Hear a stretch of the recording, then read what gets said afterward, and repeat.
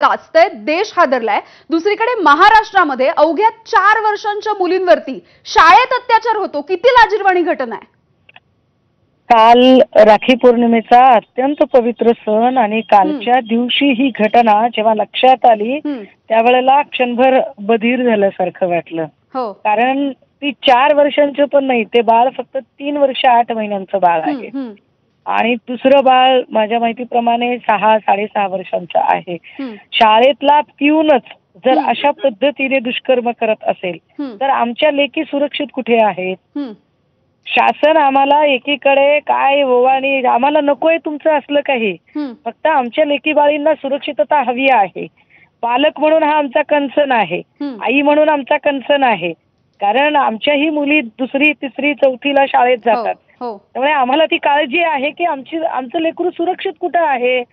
याच बदलापूरच्या बाजूला कल्याणमध्ये घटना घडली. 7 वर्षाच्या लेकराला आईचा हात धरलेला असताना मागून एक जण येतो आणि सपासप चाकूचे वार करतो.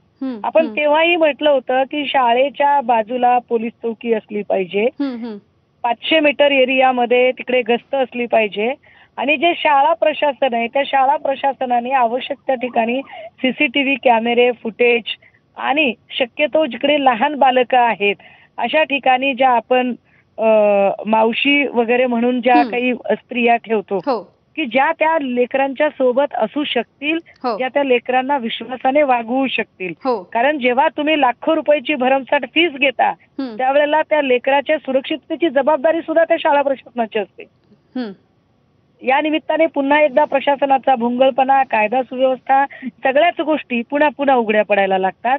मला आता या गोष्टीत कुठलंही राजकारण आणण्याची इच्छा नाहीये, मात्र मला स्वतःला व्यक्तिगत स्वतःला आई म्हणून काळजी वाटते की जेव्हा आम्ही बाहेर पडतो त्यावेळेला आमचं लेकरू शाळेत किती सुरक्षित आहे. अगदी अगदी सुषमाताई, धन्यवाद. तुम्ही सविस्तरपणे बातचीत केलीत यासाठी.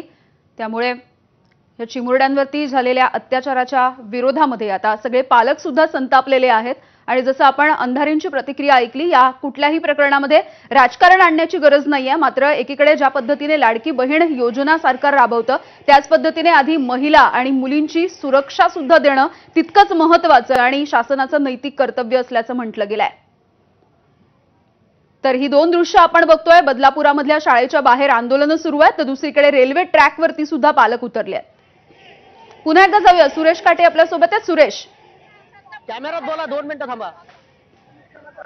हा यामिनी, खरं पाहिलं तर हे आंदोलन जे आहे ते उग्र स्वरूपाचं प्राप्त या ठिकाणी झालेलं आहे.